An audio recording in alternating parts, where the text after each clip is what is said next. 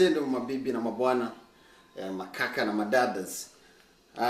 Kwa mara nyingine tena mimi naitwa Charles. Kama vile mnavyojua, unajua ndio tunaendelea mambo taratibu. Kwa siku leo niko tofauti kabisa, nakuja na UMG. Unajua UMG inaitwa ni Umoja Movie Group. Hii ni bab kubwa kwa sababu kuna movie wanaandaa sasa hivi, ni bab kubwa. Unajua kuna mambo mengi sana yanaongelewa huko nyuma kwamba movie watu wanakimbia sana, ukimpigia mtu simu anakuambia hapana na nini. Pande wa wanawake unasikia kwamba wao ukiwa movie umalaya nini.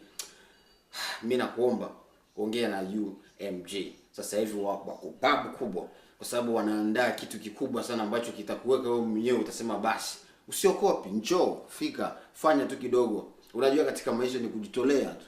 Ukizubaa basi haya ndo maisha.